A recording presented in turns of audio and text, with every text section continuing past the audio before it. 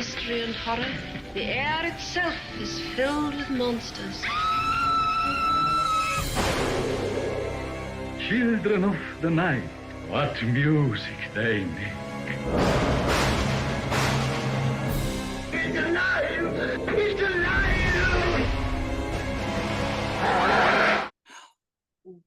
Well, hello, all you monster fiends, and thank you for joining us for another deep dive, factoid-filled episode exploring Hollywood's most famous monsters. I am your mistress of ceremonies, Sam, and I'm joined as always by Dan from Bleeding Marvelous. Say hello, Dan. Hiya. Whoa. Keeping you on your toes. Keeping you on your toes. Damn it. I was like, where's she going with this one? How could she incorporate something different today? There was far too many to choose from. I got overwhelmed. Well, thanks for joining us for another episode, everyone, of the Monsters Up North podcast. Today's gonna be good. I actually learned something new. I didn't think there was anything more I could learn about these movies, and I actually learned something new. And I've got it all written down. So, because it's two movies, I feel like I should do the disclaimer and we crack on into it. Right. So, everything discussed in today's episode is our opinions and our opinions alone. If you'd like to discuss anything from today's episode, please come and join us on our Facebook pages, the Discord or the comments section, where we can have an open discussion. But what we won't have is anyone coming for us and telling us our opinions are wrong, because we can all agree to disagree in horror. So let's keep it fun, keep it kind, and keep the toxic behavior out of a nerdism. Don't be a dick now. No. Don't be a dick. Don't do it. Or I'll set down on you. Ah. Right. Grindhouse is a 2007 American, I don't know why there's a word American in there, is a 2007 double feature film trailer mock commercial compilation package released and written and directed by Robert Rodriguez and Quentin Tarantino, presenting back-to-back Rodriguez's Planet Terror, a horror comedy about a group of survivors who battle zombie-like creatures, and Tarantino's Death Proof, an action thriller about a murderous stuntman who kills young women with modified vehicles, paying homage to Grindhouse films of the 1970s. 8 women are about to meet one diabolical man and humanity's last hope. I don't get that one. Rest on a high-power machine gun as Monsters Up North brings you Grindhouse. Roadhouse. No, wrong film. Roadhouse. Roadhouse. That. Hang on. Oh, okay. I see where I went wrong. The first tagline is 8 women are about to meet one diabolical man, and humanity's last hope rests on a high-power machine gun. I see where I went wrong. I missed the full stop. Terrible. How dare you? Boom. Terrible. Shall we start with the movie that starts it? Planet Terror. No, it's not. See, this is where I get confused, because in so many of the, if you go onto Amazon and you buy you go to watch the Grindhouse, it starts with Planet Terror and then does Death Proof. But in the cinemas, it did Death Proof. In some cinemas, it did the other way around. Yeah. So I am so confused. So there's one bit that can clear this all up in one instance. In Planet Terror, there is a radio station playing who says, "This is for our very own Jungle Julia. May she rest in peace." Right. Okay. Jungle Julia is killed. Yeah. In Death Proof. Yeah. Okay. So Death Proof. And that's my theory, and I'm sticking with it. So we'll start with, to be honest, Death Proof to me is the shorter of the movies to talk about, because it is literally in 2 sections. You have a little middle bit in the middle bit, then it's like 2 sections. You got one set of women, another set of women. Personally, I really like this one. You don't? Yeah. Audio listeners, she did a grimacing face. For me, and I know that for one, well, not for once, but on a very rare occasion, me and Mike Kell actually agree on something. We both are fans of Planet Terror and really do not like Death Proof. It has all the reasons why I should like it, but I just don't. And it's because I love Kurt Russell, as we've well established. Well, yeah. I love Rosario Dawson. I love Ewan McGregor's wife, Mary Elizabeth Winstead, in all the movies that they've been in. I've got so much respect for Zoe Bell and her stunt work. The stunt guys that actually did, like Buddy Joe Hooker, who done all the stunt work. You've got just the sheer level of actors and actresses you've got in it as well, with carrying over Rose McGowan, because she was dating Robert Rodriguez at the time, hence why she was in this film too. But there's also a really good story behind that as well, and we're going to get this out the way with straight away, because I don't particularly like talking about this person, but one of the Weinstein brothers. This is a Weinstein movie, as it's very much, as you can see, on both of them as soon as they start. Robert Rodriguez said to Quentin, he knew about what had happened. Yeah. And she told him. Yeah, and he knew about the blacklist. And he said to Quentin, she comes on both movies. Because if Harvey kicks off for whatever reason, because she also had an NDA as well against her. If Harvey kicks off for whatever reason, he then has to admit to Bob why. And Bob apparently, according to Robert, didn't know anything about this. So he was like, she comes on both films. End of. Yeah. I mean, she said that she sees it differently. Rose sees it that Robert went out of his way to sell the films to Dimension after she told him about what had happened to her and her experiences. Yet when you see Robert's turn, he says that they were involved in some way prior to his knowledge with Rose, and then what you've just said, that there's that whole that's what I read. He saw it as a two fingers up, where she saw it as him going out of his way to torture her, but they were in a relationship. And unfortunately, Rose has had a tumultuous life since it came out, since she broke the Harvey Weinstein news and put him on that slippery slope to prison. But love the woman. Yeah, I mean, she's some things she says are, and this isn't about, like, I'm not victim shaming, I'm not, nothing like that. I'm just talking about her general opinions about things. So this isn't about her experiences. Sometimes she sounds absolutely batshit crazy about some of the stuff she says. Yeah. And then other times I'm like, I can completely be with you. I understand what you're saying. I'm going down, I can follow you. Yeah. I get what you mean from some videos I've seen. That it's the library one that gets us, when the trans woman starts having a go at her, and it gets heated it goes from 0 to 100, and Rose could have quite easily backed down, and she didn't. I think that's the problem. I think she backed down too much when she was coming up. So she hyper went for it. Yeah. She overcompensates now. Yes. So I mean, psychology hat on, as I tend to do sometimes. It is one of those things, you can see why she is the way she is now. She's a very, very mixed up human being because of the trauma she's incurred at the hands of the predator like Weinstein. This isn't allegedly, it's factually because he's been done for it now. So it's fact. But I feel sorry for Bob on one level, because if you didn't know your brother was doing the things that he was doing, I'm not saying he did or he didn't. I don't know. I'm not Bob. He's the one who's got to live with that, whether he knew or not. You're right. But if he was completely unaware of all this, could you imagine what that would have been like? Your brother being responsible for the downfall of your entire company, your entire life, empire. Exactly. It was an empire. The Weinsteins, the Dimension pictures were huge. Dimension were responsible for Scream as well, if you didn't know that, because the Weinsteins had such a big reach. I mean, you see all that thing with Oprah and Harvey, and how she was one of his Ghislaine Maxwell's, to put it a nicer way. Yeah.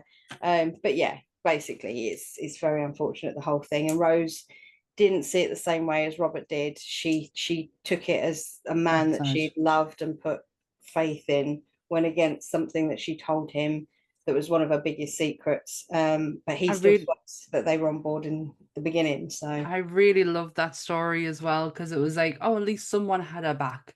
He's still adamant that he did. He's still adamant that they were in the background the whole time, before she even knew, you know. So yeah, as they say, there's 3 sides to a story, isn't there? Yep, his, mine, and the truth. Exactly. That's the last time I want to bring him up again. I know we've probably said that before in the past, but that sweaty man can go somewhere else. Let's talk about cars. Yes, let's. Because this film upsets my other half to every degree of his body. Oh no! Because they wreck the cars. Oh yeah, them poor cars. There's some nice cars. I personally love Death Proof. I know Michael listens to our episodes. And how do I know this? Because on one of the posts on Facebook, Mike did a running commentary of our last episode. And I knew. So, Mike, from me to you, I'm very sorry, but I really like Death Proof. You shouldn't have to apologize. I mean, it's like, I won't apologize for not liking it. It's and he wouldn't either. This is the thing about this film for me. It's nonsensical. There's no start point.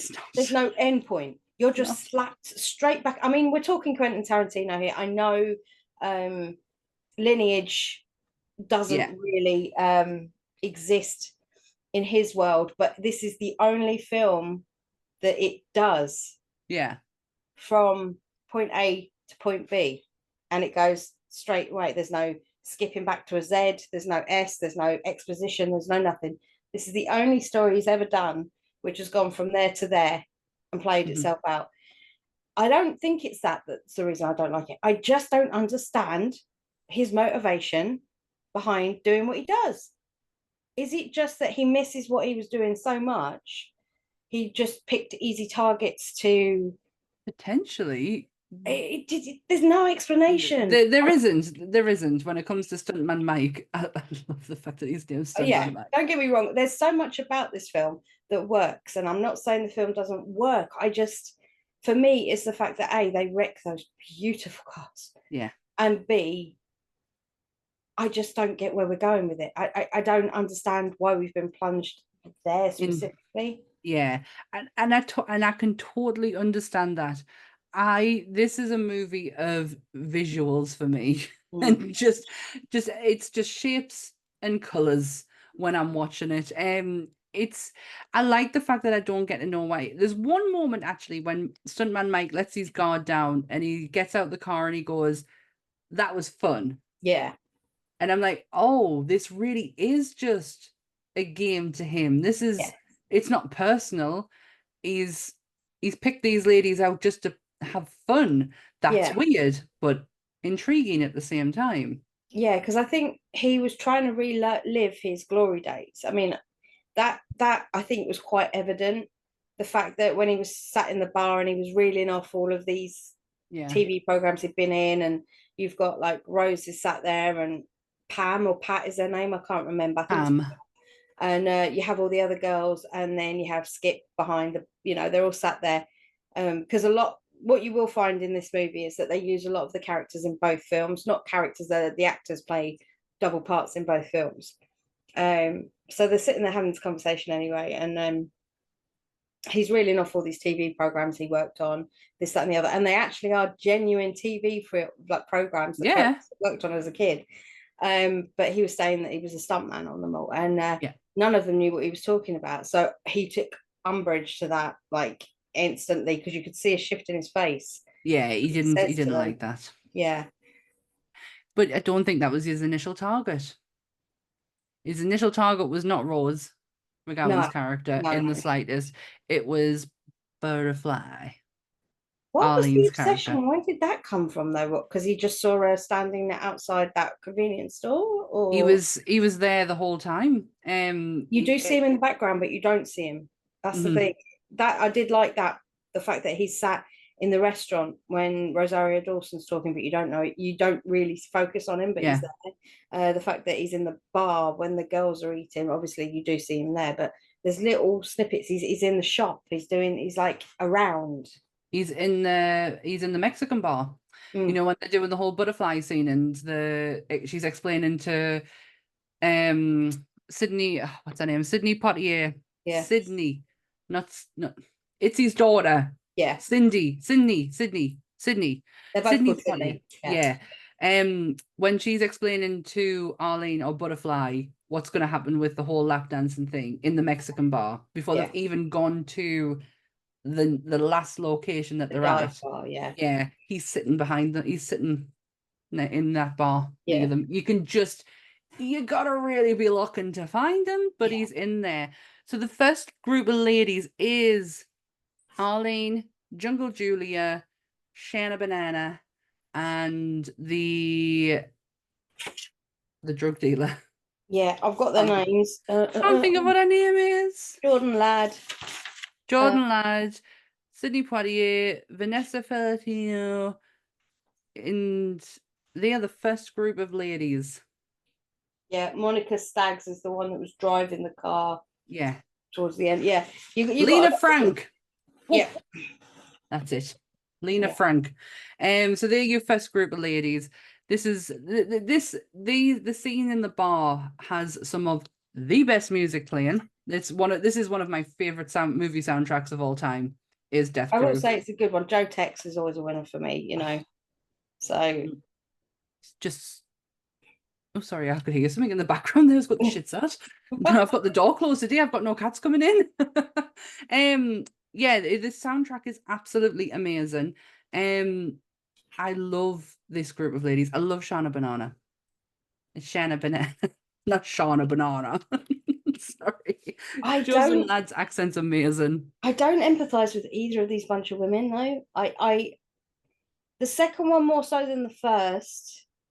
I like because they give you more. They let you know who they are. They don't. In this one, all we know is that Arlene has come to visit for a weekend, and they're going to end up in the lake, in Shauna's daddy's lake house. Jungle Julia is a radio DJ, a local radio DJ, who's having an affair with somebody who we never see. There's so much alluded to, but not a lot laid down on the ground for it. I really just think this movie is just homage to Cars. Pretty much, yeah. And that is it. However way you can get to fit a car in, we'll do it. The song that's playing when the car crashes, if that comes on my playlist, because I do have it on my playlist, hold tight, I turn it off. Because I'm like, am I going to crash my car? It's the cars themselves are beautiful. You've got the original Death Proof car, which is one with the skull and crossbones, which is a Chevy Nova. Yeah.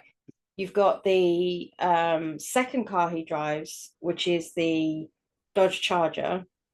Then you've got the white car that the second group of girls are driving, which is a Dodge Challenger. And then you've got what they called it was the Mustang, the new Mustang, which was the I think it was a Mach 1 or a Mark 1 Mustang, and it was done in the same colours as the Pussy Wagon from Kill Bill. Yes. They called it the Little Pussy Wagon. They called this one. Brilliant. Which is why they alluded it to it with the character of Jasper. Who they left. Yeah, yes. This is where it gets a bit incestual with the movies, because they left Ewan McGregor's wife with Jasper, who was the guy who also was the man who was paying to go and have sex with comatose patients in Kill Bill. That's who tried right. it on he tried it on with Uma Thurman, and she bit his face off, basically. So yeah, that he's not the same character, but it's all alluded to, which is really weird, because the way this all ties into each other, all the movies tie into each other, and how inbred Robert Rodriguez and Quentin Tarantino's movies are. There is like a multiverse. Yeah, there is in its own, because they're not linear. Like this character is in this movie, but it doesn't mean that that person exists in that other timeline. Oh It's like no. that character only exists in that film as that at that point, because the way they tie all the films together is with like Earl McGraw. Yeah, I was just about to get to that one. Oh, yeah. When because before you get to meet Earl, you get the death scene. I love the first death scene. Yes, I give that props to our boys KNB, Mr. Yes, I saw Greg their names. Nicotero and Howard Berger, however you want to say his name. Greg and Howard excelled themselves in that scene. I fucking love that scene. I will say it's the only redeeming feature about this movie for me. I love the fact that we get to see everybody's death. So everything's individual. It starts off with Jungle Julia. Is it Jungle? No, You see the it's driver. Shauna goes out the car first. And then when we do the second point, it's Jungle Julia losing her leg. Mm-hmm. And then Lena Frank doesn't come off too bad because she just gets a face full of wheel. But it's it's Vanessa or Arlene / Butterfly who gets the wheel right, and you see everything. If you are looking, you see that wheel go right across her face. It is impressive. I mean, they must have filmed that numerous amount of times from so many different angles. Because if they did that in one shot, I'm beyond impressed, because it something people don't really realize with Quentin Tarantino and Robert, they don't tend to use CGI unless it's 100% necessary. They are old school in their ways of thinking and doing stuff. So absolutely. That's why I have a lot of time. But the one thing I will say, that after I've watched all these behind the scenes for these two movies, and the love everybody has for Tarantino and Robert, his passion can be mistaken as egotisticalness sometimes, I think. But I think it's, you see how much when he loves something, how excited he gets about it. It's like a kid. Same with Robert. He's exactly the same. They have this way of looking at something from magic. All different ages, and I just love the fact that this wasn't heavily CGI. This moment was done practically as much as they could have. Oh, absolutely. When Jungle Julia's leg comes off and you hear it go across the floor, I'm like, oh no. But then I look at her leg and go, oh my gosh, she had fantastic legs.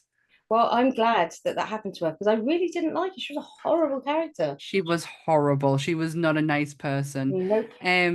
Once we get that death out of the way with, we then head into a hospital where we meet our first character who is in both movies, which is Dakota, but I can't think of her actual Marley name. Shelton. That's it. Yeah. For all you Scream fans, Scream 4.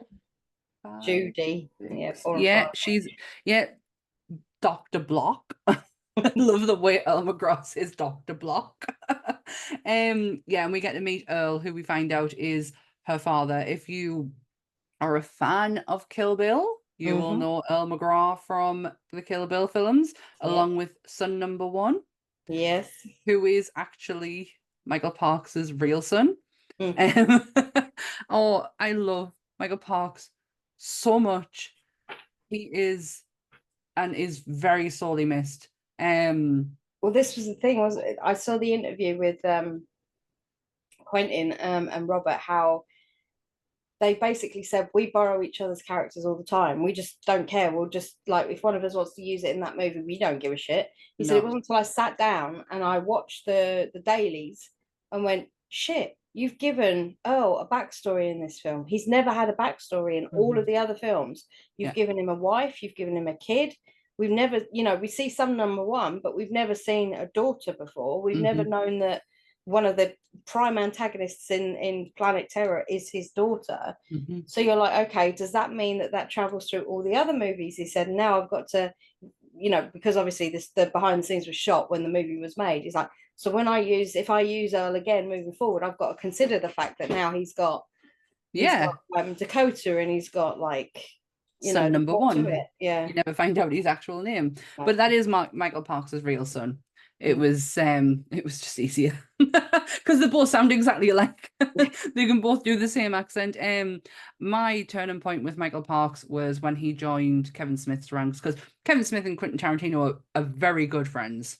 They come from directors who they know their shit.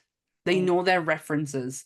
They can. This is why you get Death Proof for, is because of all the references that Quentin can take back to car movies, to that era in car history. And when he started working with Kevin Smith, and he did Red State and he did Tusk, and I know Tusk is not everyone's cup of tea. I actually really like it. I think it's so weird. I love it because it's weird. Watching Justin Long being created into a walrus is something I never knew I needed. And Johnny Depp as a weird Canadian-French investigator. That was bizarre. But yet, it still worked for me. It was a movie I was talking about months after I'd seen it, to try and, process. You know how I come on here and I process movies? It took us a month to do that one. But Michael Parks in it as a maniacal, crazy man who just wants to turn people into walruses was amazing. So you get to meet Earl and you get to meet Dr. Block. And you kind of now, and I probably only think this because I know Planet Terror, is that obviously it's not her, it's the fact that she married him. Yeah. Because he emphasizes her surname when you see her all the time. Yeah. Well, is that right, Dr. Block? I mean, I wouldn't say Josh Brolin was a bad choice, but we'll get there. I wouldn't argue with him, but never mind. The main film, from what I could gather from what I've found, that he wanted to not recreate, but he wanted to homage to when he made Death Proof was Convoy. Now, Convoy. His love for Burt Reynolds, and his love for all the car movies that Burt Reynolds has done over the years. That's why there is a duck on the front of Kurt Russell's car, because of the 10-4 rubber ducky. Oh my gosh! Okay. Convoy. So that's why you've got the duck hood ornament on the front of the cars. I just think of The Simpsons. Going into the convoy. Do you know who was going to play Stuntman Mike? I've seen a few, but there was a few. Yeah, there was one that got me, which is when he crashes through the movie sign, and the movie sign had Wolf Creek on it. Oh yeah, that's right. Yes, and because Quentin wanted John Jarratt to play Stuntman Mike to start off with, he did. So. But then I saw the list. But the list, the list, the list. And not one of them, I think, would have worked. In all honesty, Willem Dafoe. No. John Malkovich. No, they're both too cerebral actors. They're too thinky man. I love that word. Thinky man characters, aren't they? Actors. Now, it depends on which one we're getting here. Right. But Mickey Rourke. Because if we're getting Mickey Rourke after the surgery, I want my board. Or are we getting it before the surgery? Before surgery, that's pretty Mickey Rourke. He had such a pretty face. And I'm not saying the surgery was bad. It just obviously it changed a lot of his features. He did not look like the same person. You wouldn't get Marv from Sin City with that Mickey Rourke if it was pretty Mickey Rourke. You just wouldn't. But Marv driving the car, I can get. That's it. That's what I mean. I could see that. The next one, Sylvester Stallone.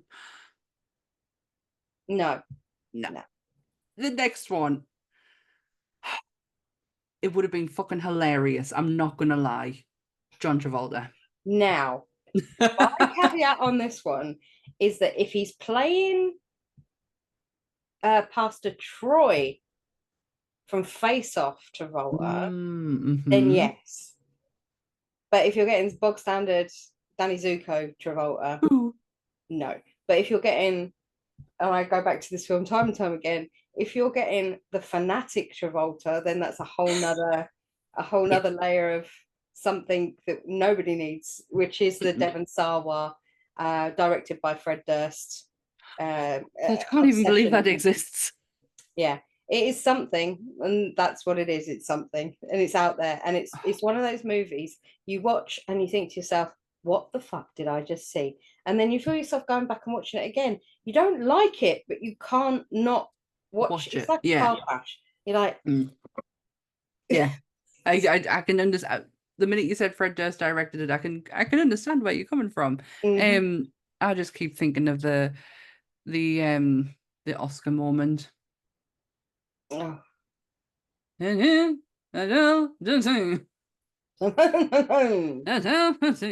Ooh, that's my John Travolta impression. Ooh, boo. The last one. I don't know what direction they could have gone with this. I can see him playing crazy. But he can also be very menacing. Ving Rhames. I can understand why they didn't use him. Because I feel like, and this is, I don't know if I want to say this. I'm going to say it. Right. Know that this comes from a place of love and not anywhere other than that. I feel like it would be too racially stereotypical. Right. Like to put someone of his stature, color, and what he was known for at the time of being that kind of typecast character. I feel like putting him in that situation, it might have come across as a totally different film. I don't think it would have been as light, even though it's not a light movie. It's not a light movie by any stretch of the imagination, but from what we can gather, Stuntman Mike's motivation was that he was just having fun. And I can't see Ving Rhames. He's too serious. Yeah, I can't see. I feel like it would become a totally different film. The only time I have seen Ving Rhames look to be having a good time, as in his character to be having a good time. I'm not saying Ving Rhames is a miserable bastard by any stretch, but when he was in Chuck and Larry, and he's dancing to "I'm Every Woman" in the shower, it's just magical. I love every second of it. But I always go back to Pulp Fiction, and that's how I'm picturing him. And it's just, I'm trying to think of dialogue that Stuntman Mike has that Ving Rhames would do, and it would be maniacal. Yeah. And Stuntman Mike, he's meant to not give you that maniacalism. Yeah. He's meant to be different. Yeah. But not, fuck me, he's terrifying different. To people who see him, he just looks normal. I think Ving Rhames, because of his stature and everything and the way how he can really draw his dialect out, it would be too scary. Yeah, I think, and I think, 100% that. I would whittle it down then in my head to being Castor Troy, John Travolta, Marv from Sin City, Mickey Rourke. But my winner, if it wasn't Kurt Russell, would definitely be John Jarratt. Can you imagine Mick? That is exactly the character that I can now. Because that is Quentin Tarantino's favorite horror movie. You can see Mick Taylor in Kurt Russell throughout that 100%. Whole movie. You can see that love of the sport. It's not about... It's about the hunt and having the high and the that was Mick. Chasing of it all. So it is Mick. He's written Mick's character as a stuntman. It makes so much sense now that because bearing in mind, up until we did the Wolf Creek episode, I hadn't actually watched Wolf Creek. So when she's banging on about Mick, I was like, what are you talking about? I don't know. Now I do. And I totally get it. Kurt Russell did have a scar on his eye as Stuntman Mike. It's the same placement as his snake Plissken one in Escape from New York. Nice. Same placement. So once we've killed off them ladies, we then get a new pack of ladies. Now these are my favorite ladies. This is my favorite moment, is when these girls come in. Zoe is my favorite in that group. Zoe the cat. For 2 reasons. Because she actually plays herself, which I think is a ballsy move to make. If you look at Zoe's history of what the movie she's been in, that woman as a stunt woman, you recognize her face the minute you see Zoe. You're like, I know you from, what do I know you from? She's been in everything and It was anything. Xena. She's done stunts in everything and anything. She is, I think she's either Aussie or Kiwi. I can't remember because I Kiwi. didn't look into it. But yeah, They actually make reference to it in the diner scene Right. when they're all eating, because Mary Elizabeth Weinstein, who plays Lee Montgomery, turns around and goes, "So what part of Australia are you from?" And she goes, "What do you mean by that, mate?" And she's like, and then they're like, "You never call a Kiwi an Aussie." No. Yeah, she started her career out as Xena, Warrior Princess. She was a stunt double for Lucy Lawless. Mm. And I remember watching behind the scenes of when, I don't know if it was like a DVD thing or something I seen on YouTube, but it was when she got the call from Quentin to be the bride. It changed her whole life. Like Yeah. her whole life changed in that second. I love her in Once Upon a Time in America when she comes out absolutely shit, because she plays Kurt Russell's wife Yeah. in Once Upon a Time in Hollywood. Sorry, I think I just said America. Once Upon a Time in Hollywood. And I love the ballsy attitude of her when she comes out, like the sass on her. Zoe was not the best actress, but she always had heart, Mm. and she was always willing to do her own stunts. Yeah. And this was the thing, because when Quentin asked her to come on to do this movie, he hired a stunt performer to do her stunts for her. And she's like, Why? what the hell do you do that for? She said, that's what I do. Why aren't you going to let me do what I do? You want me to be in this movie, to play a stuntman, to do an Inception kind of character, you know, Yeah. a stunt woman within a stunt woman within a stunt woman. And you don't want me to be a stunt woman. And he was like, okay, I do get what you're saying. She said, well, put it this way, put me on the front of the car and you can do close-up shots to my face. And you don't have to worry about comping them in or doing any of that other reshoots of me precariously pretending to be on the back of a car.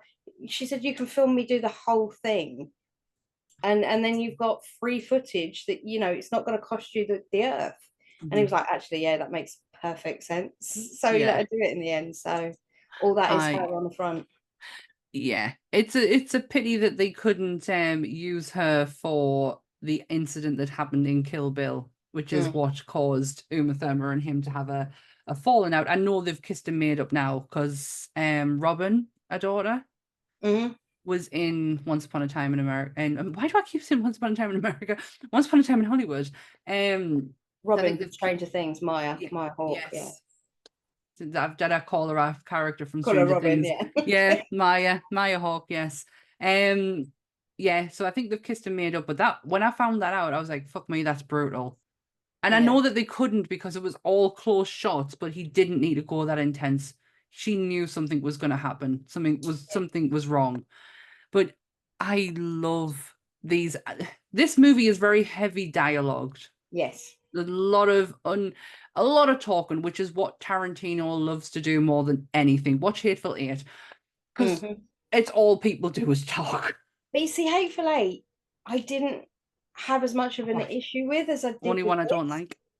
This one, that whole scene where they're in the diner eating their breakfast or whatever they're doing, eating their dinner, they've been in there for fucking ages. They're not even talking about anything at all.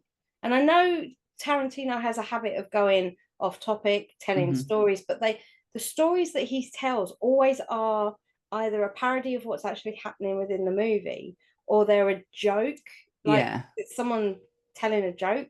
But this just felt like, I don't know, I don't want to be privy to four people having a conversation when it's about nothing. And that's it felt very like if you were eavesdropping, you go, oh, that's boring, and you get up and, you know, carry on with your day and not give it a second thought. No, the again, it's just chit chat of movie set stuff, because they all work in the movies, and that's all you get out of them in their conversation is set talk. They do allude to how Zoe has 9 lives, because that is very much foreshadowing later on. But then Zoe, while she's in America, wants to drive the Dodge Challenger. The Challenger, yeah. Yeah, she wants to drive the Challenger and has actually found one. Weird request, but okay. Who am I to judge on your hobbies? And this is when they go off to the weird guy to go and get the car and ship's mass. Is that what she calls it? It's something, yeah, it's the stunt is called that, yeah. Did you know that Tracy Toms, who plays the stunt driver, she Kim. was in Greys Yes. and she's in Station 19 and she's been in a few other like TV. She's sassy as She's fuck. I one of these did like people. Kim. She's also a stand-up comedian. She does That stand-up. made a lot of sense. Yeah. But what Quentin said in this interview I saw, he said he wanted she could do the slower stunts. Tracy was great at the slower stunts, but they needed a black stunt woman to be able to do the larger stunts. So they hired this woman, and I want to say her name was Christina or Christine, it was something like that. And she didn't have as much experience as other stunt drivers, so they were a bit nervous about taking her on. So what they did was they got Bobby Joe to take her out and teach her the stunts, because he said that he wanted her to be great, and not only in this movie but when she left this movie, he Oh, wanted her to have nice. the experience and the tutelage that would enable her to double so many black women in cinema, so that they would be able to have doubles, because stunt work for black women isn't at the time of this movie, I'm just quoting on what he was saying, Yeah. there wasn't a lot of people of color or different ethnicities in stunt world, so you had very little choice when it came to. That's why sometimes when you see a stunt person and they look nothing like, and they're pulling off a stunt and you go, ah, because Seen there it many are, times. yeah, there wasn't somebody that was right for the right for Yeah. it. That is So so he wanted to lovely. invest in this, in Christina, I think, or Christine, and give her the background, the ability to pull off that stunt. You know where they do the flying over the Yeah. ramp at the end onto the freeway, that bit. Yeah, she practiced for 5 days with Bobby Joe to do that, and Bobby Joe was the guy who flipped the cars. But That is fantastic. Well, that is so amazing. yeah, I was really quite impressed, because he does these things every now and again. People think he's a tyrant and they think he's horrible. And he is sometimes. I mean, we all have our We have our moments. But moments. to be honest with you, when I found out he wanted to invest in the future, because he didn't want stunt work to become something that would just be Fade given to away. CGI. Yeah, Yeah. basically. And I totally understand that. It's fundamental to keep practicality in movies, is to have the stunt people. If you lose them, then we're just going to be CGI and everything. Zoe Bell did this amazing video in lockdown. It's one of my favorites. I still go and watch it now and again just to smile. She's sitting in her living room and it's lockdown, and she's like, I miss all my friends. I just want to play. And then she gets this idea and goes, well, I can play. And she runs to her camera and she kicks the screen. And it starts from there. She hits Lucy Lawless in the face. And then Lucy Lawless then throws a punch back, and it goes to, well, Tracy Toms is in the video. Rose, no, not Rose. Cameron Diaz is in the video. Halle Berry's in the video, and it's all these women doing shot, and it's stunt women as well. People who I don't recognize, but they are from the stunt world. And there's one actress in there because she is one of the best physical comedy actresses that has ever come out. It's Sweet D from Always Sunny. She is in that video. That made me so happy to know that Sweet D was in that video, because she is one of the great, she's got such great physical comedic timing, and she does the majority of her own stunts. There was a very short period of time when she couldn't because of her pregnancies, Yeah. but she flings herself about on that set. Is her name Caitlin in real life? Kate? Yeah, I just couldn't remember. That's why I kept calling her Sweet D. It's not McElhenney, even though she's married. No. She's got her own surname, isn't she? I Yeah. don't know if they're still married. I think they are. Oh, yeah. Well, because Yeah, there's that they whole scandal recently of him cheating, wasn't there? are. What? Yeah, there was a whole thing. I don't know how true it was. Obviously, it's the Sunday rags. Apparently, Rob McElhenney met somebody in Wales in Wrexham and was seeing her, allegedly. And then Caitlin found out, and there was all this thing. But I've seen a lot of videos where Caitlin's been stood next to Rob, and I don't know how new they are. So I'm not entirely sure when Yeah. that was, or The last post he put up is her and him. right. Yeah, they are very much on him and Ryan. He's the wife. He's still Yes, pissed off with Ryan over that getting cut out of the movie thing, though, isn't so funny. he? He'll be on It's the DVD extras. He'll be fine. exactly, you'll show up somewhere. But yeah, she was in that video. The video was so much fun. It was, out of all of the shitty fucking lockdown videos you got, bloody Gal Gadot singing fucking Oh John God, Lennon. Oh my God, imagine, yeah. this was a breath of fresh air to see all these stunt women and women who have done their own stunts in movies. It was nice to see Cameron Diaz because at the time she'd retired, so she hadn't been seen for a long time. She became a mommy, and Yeah, you she's know, married to one of the Maddens, wasn't she? I would never put them together, but Yeah. when you see them, they look so perfect. Yeah, because you've got one Madden's married to Lionel Richie's daughter, and the other Madden's Joel. I can't remember the other one. I know one's called Joel, but He's the one who yeah, does the tattoo program, isn't he? yeah. And I don't know which one he's married to. It's the good Nicole, Charlotte yeah, boys yeah, basically. for Uh, us who were around in the 2000s and who can remember that. do you know how they came up with the name Death Proof? No. It was Sean Penn. To blame or to Well, depending on how you look at it. Sean Penn was getting drunk with Quentin Tarantino one night, and they were like having conversations about Pulp Fiction, and Sean said something along the lines of, "I don't want to go in the same way that anybody died in Pulp Fiction," because there was a car scene that he didn't like in it, and what? yeah, and Sean apparently allegedly Sean said, well, you could take any car and give it to a stunt team, and for $10,000 or $15,000, they can death proof it for you. And the death proof stayed with Quentin. So he literally took that death proof and then made it into a movie. So Oh, I've got to say, I love this film. I love the ending where the women get their redemption and they kick Seven Shades of shit out of them. That's Rosario Dawson is in that video as well. And the move she uses to hit the next person is the leg, and she can still do it. That woman is just mwah. I love her.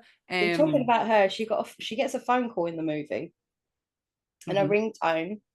You're gonna hate me for doing this. Oh, yes, it is. Great sound, but it does stick with you. Yeah, basically the killer nurse Daryl Hannah, that scene from Kill Bill where she's walking down the thing. The plagiarism between the two of them is shocking. Yeah. Yeah. They really do get their money's worth out of their licensings and whatnot. But the thing I do admire about this movie is that Robert Rodriguez, I don't know why I have such a problem saying his surname. I know it's because of the Robert. Yeah. Try saying Michael Rodriguez. Michael Rodriguez. Yeah, no, try saying Robert Rodriguez. Robert Rodriguez. Oh, for Christ's See? sake. It's the Robert, it's the R and the R. I know that he wrote the entire soundtrack himself. Like, he was the one who did all the music, because originally he'd asked John Carpenter to come on board for it. And John Carpenter, for some reason, couldn't commit to it. So he decided, right, I'll do it all myself. So every song you hear that isn't a like an already released song is an original piece of music done by Robert. He's insane. He is one of the greatest. Maria, he does really good Spanish guitar. It is unfucking believable. If you love Kill Bill as much as I do, the Kill Bill 2, the last song, which it's so weird. I play a lot of Spanish music, yet it's something that should never have crossed my path because of, from where I'm from. But I do listen, and I listen to a lot of Spanish guitar. I also listen to a lot of Selena. Don't understand a word she's saying, but I still sing along to it like I do. And the last song on the Kill Bill Volume 2 is him. And I watched a video of him playing it live. Yeah. And I wept. I cried. I love that song so much. But this soundtrack has Down in Mexico, one of mine and Ant's personal favorites. It's a really long fucking song, so it takes a whole driving Ant to work. We can get that whole song in. It's a really long song. Baby It's You, one of another favorites of mine, and obviously Hold Tight. And then I draw a blank because there's music, but it's not Yeah. like it was in the first act. Yeah. In the third act, it's like there's not a great deal that's memorable to us. Yeah. He wrote the same in the he wrote the Planet Horror, fuck's sake, Planet Terror, that theme, the anthem for Planet Terror. He wrote that. Oh, The main thing for yes. that. Well, the other day, because I watched, what was I watching? And I got really Death Proof vibes, and I ended up watching it after. It was Wolf Creek. I watched Wolf Creek and I got Death Proof vibes from it, and I went, oh, I'm going to watch that next. And Planet Terror is something I haven't watched for a really long time. And I wasn't going to because I feel like I know this movie back to front, inside out. I thought, it's okay. I don't really need to. I've got all my notes written. I can do this blindfolded. It's totally cool. And then I watched it last night and I was like, I forgot how fucking good this film is. I've been banging on about how amazing Death Proof is. This fucking trouses it. Well, the Quentin Tarantino did say about Death Proof, the 2012 Directors Roundtable thing that they do every now and again. Oh, yeah. He said, "This is the worst movie I ever did." So That's but so then sad he thinks that way. But then he did back it up with saying, if that's the worst I've done, then I've done pretty well. Yeah, So absolutely. he doesn't like what he did, but he's still happy about it, if that makes sense. Yeah. But Yeah, I totally get it. the budget for this movie compared to Planet Terror, blah, blah, Blah. Death Proof was 30 million, the budget for this. Ooh. It would be all the stunts. Yeah.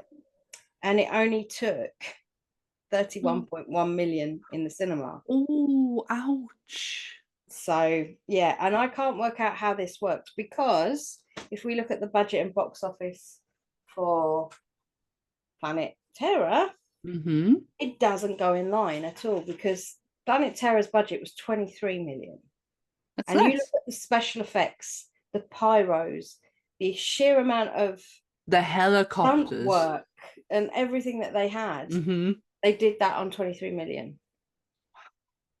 He really utilized. Well, yeah. You can kind of.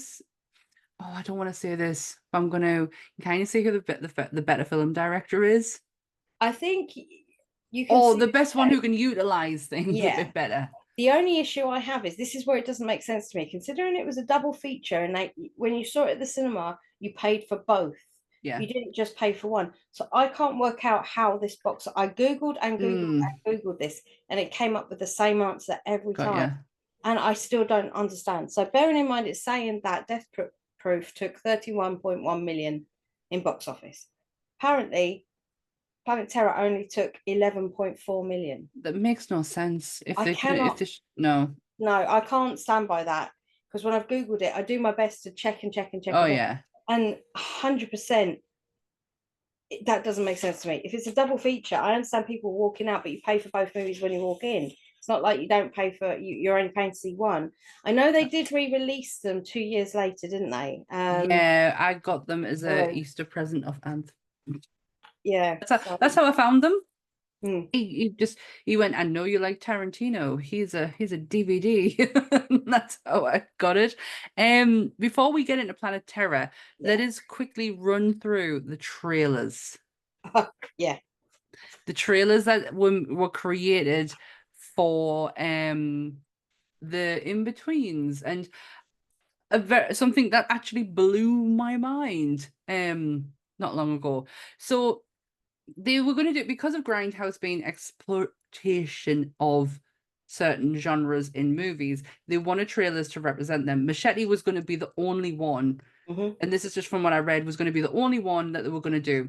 They then went to, they didn't go to, but they were having a conversation with Edgar Wright and Eli Roth, and they went, we want this. We want to do this. Like, let us be involved in this. And then Rob Zombie went, well, I want to be in it too. And this whole thing of trailers came out where some of them became a bit of a reality.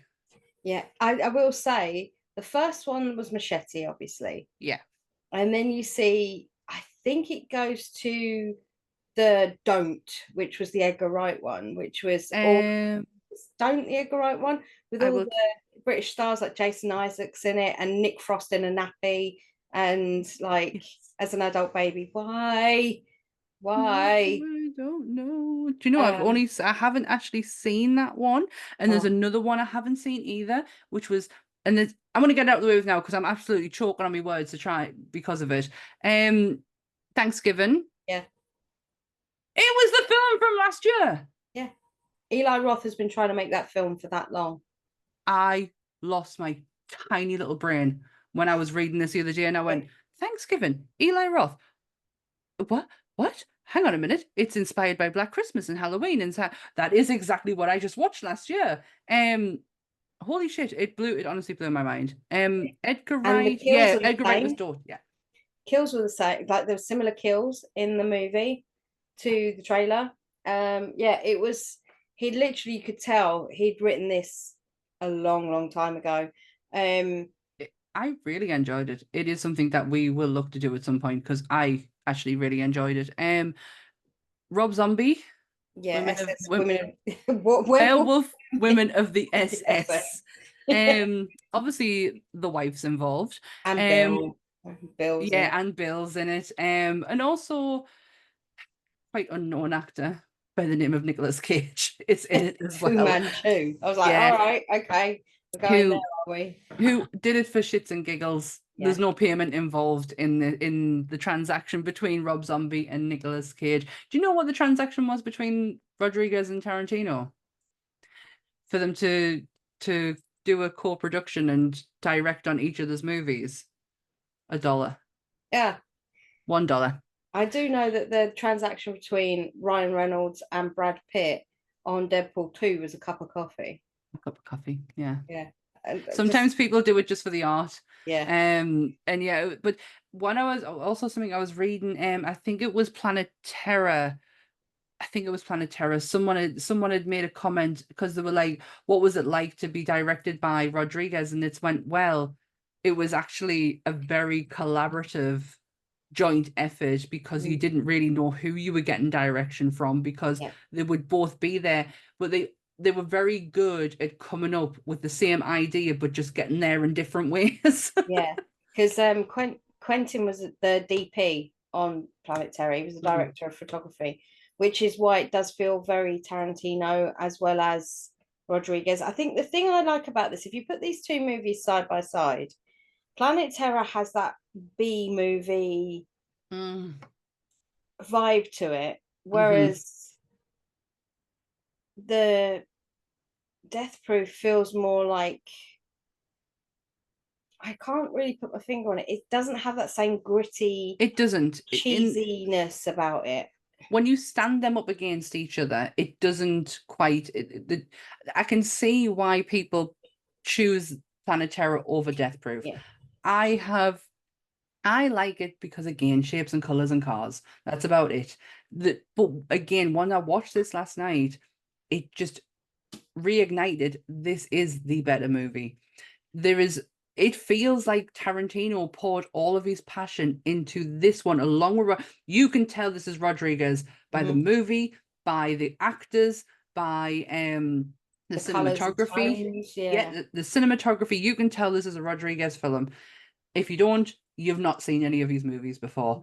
But you can tell Tarantino has had his paintbrush in there. Yeah. And that when them two work together, it is pure fucking magic. This is what you get. Yeah. Is Planet Terror. Robert had been wanting to make a zombie film, and I use that loosely because it's technically infected. They're not zombies, but yeah. And they were beautiful. He'd been wanting to make this film since 1998. He wrote a treatment in 98 whilst he was directing The Faculty. Yeah. He wrote a treatment and he sat down with Elijah Wood and I read this somewhere. Oh God, what's his name? He's in that new film Trapped. Gone blank on his name. Oh Christ, Josh Hartnett. Yes. Oh. He sat down with Elijah and Josh and was like, what are the things that you find interesting about zombie movies? And basically they gave him a list, and from there he went on and wrote a loose treatment for Planet Terror. But it took him Right. 10 years to get it up and running and going. And he he had such a love for zombie movies. He got so annoyed when The Walking Dead came out because he felt like Oh, he'd missed his his boat. chance. Yeah. But that's why he got Greg on. That's why he got Nick Tiro on. He's like, Because he's the he's the king of best. zombies. I mean, he knew that Savini is in this film. He is in the film. And he's a Savini, fucking idiot in this film. that's the whole point. He plays a character called Tolo, Deputy Tolo or something like that. And apparently, when you translate the surname into Portuguese, it means useless. Useless. Yeah. Or something along those lines. And Yeah. I thought it was brilliant. Josh Brolin asked Rodriguez, I can't even say it, and I'm not even saying his first name, asked Rodriguez for a video camera because he wanted to do his audition tape for No Country for Old Men. Yeah. And Rodriguez said, we can do better than that, my friend. And they got out the big guns and they did this epic audition tape for Josh Brolin for No Country for Old Men. I adore that film. I think that was a very big turning point for me in movies. It was the first time I'd sat there and not only just paid attention, but took in everything. There was nothing in that movie that distracted us because there's no soundtrack, there's no score. It's deadly silent. And it was the first time I was like, oh shit, I've got to look at everything. It's such a fantastic movie. But yeah, they did Mary Shelton also did lines with them for the audition. And they made a whole production out of it. The camera cost 95,000 and Okay. Quentin Tarantino edited it for him. Mm-hmm. So can you imagine you just submitted this tape for an audition and they go, hang on a minute, directed by Robert Rodriguez. Well, it says here that by Quentin Tarantino featuring Marley Shelton. I'd be like, what the it was scored. It was scored by Rodriguez as well, so they did a whole thing for it. But this is the thing. I mean, Josh Brolin himself is a nepo baby, and he's self-confessed because obviously his father, his dad. For some people who don't know, his dad was actually married to Barbara Streisand at one point. No, he still is. They're not married. They're a Goldie Hawn and I know Kurt they were Russell together, weren't they? Right. Yeah, they're a Goldie Hawn and Kurt Russell kind of relationship. They never, I don't think they ever got married, but they have been together since Josh was a kid. Yeah. He calls her mama. Does he really? Yeah. So it's they have one a of beautiful relationship. Family legacies. His dad was an actor. He's been brought up in the lovey-dovey darling world since he was a kid, but he lost his way, as do most people. He was a child actor. I think this movie was his stepping stone for, like RDJ had his redemption when he was a naughty boy and he came out and he got into doing movies again, and they were only bit parts. And then he got that one movie that launched him. To be fair, what launched him back into a movie career was the I Want Love video by Elton John. That was the first time he kicked, because he was in Ally McBeal, and he had his final arrest. Then all of a sudden that video came out, and it's like, oh, that's a clean RDJ. That's when Michaela stopped liking him. It's when she likes coked up RDJ, not clean cut RDJ. But John Travolta, Pulp Fiction, that's his redemption movie. That's the movie where he'd been gone for so long and was being almost like laughed. He was a laughing stock. It was Pulp Fiction that pulled him back into shit. He can do serious work. So this is, you're probably right. I think this might be the first time since The Goonies that I'd seen Josh Brolin. Yeah, Josh Brolin had done a lot of stuff between The Goonies and this, but it was all stuff that you wouldn't really be able to name. It was all small, not necessarily cameos, but small parts. He didn't use that Nepo baby stance, did he? Yeah, and then, like I say, he lost his way, he got into drugs, and he openly admits that was his, got invited to go out and to go places where he shouldn't be going when he was very young, the whole Drew Barrymore thing, and that is a very sad story if you look into Drew's. Really sad. It explains why she is the way she is today. Look into her family. Her family are Oh my gosh, talk about nepotism. Like, she is part of a dynasty. Yeah. There are some interesting people in the Barrymore household. Yeah, but the whole nepo baby stance is he wanted to make it on his own once he got clean. He didn't really want to go off of his dad's name anymore. Not that he Yeah, wanted to that. change his name, but he wanted to pick a movie that he wanted to do because it was so far removed from anything that his dad would have done or people expected him to do. So then he went into this indie B movie type, Hmm. whatever you want to call this film, and became an abusive piece of shit zombie doctor person. But like you can't help but like him still. There's And something, yeah, there's yeah, something quite it's likable about him. that's the bit I find really like a internal battle with about Yeah. his character in this because he's horrid. He's absolute dick to Marley He's Shelton, his wife. But to everyone else, he comes across as quite a sweetheart, especially the orderly who talks to him. Like, he Tarantino's son, because there is something very spooky about him. He looks he looks and acts like Tarantino, but he's very patient with him. Hmm. He doesn't hold any contempt for him. But if his wife, there's some shit gone down in that. Yeah. Oh my gosh, let's get into Planet Terror because I'm fucking busting at the minute. Um, before we do, we're going to take it back to a past episode because we have a connection with a past episode and this one right now. The William Castle effect. Hmm. The missing reels that you see Yeah. in the movie is all based around, well, it's called the William Castle style. And it was Tarantino's way of paying homage to William Castle. Liked it. But the version that I watched, they put there was missing scenes and they put those missing scenes into the version that I watched, like Ugh. all the Bruce Willis stuff, which Ah, when I watched the original film all the years ago, you only saw one or two scenes with him. In this one, mhm. there was a hell of a lot more scenes with Bruce Oh, right. I watched a bit where there was I don't know what I watched. I just pressed play. I watched the one on Amazon that had the double feature, but Ah, the yeah, the the choice to take Greg on and Howard on for both these movies. Greg said he liked doing Death Proof, but for him, Terror. Why do I keep doing that? Planet Terror was more up the street because it was gore.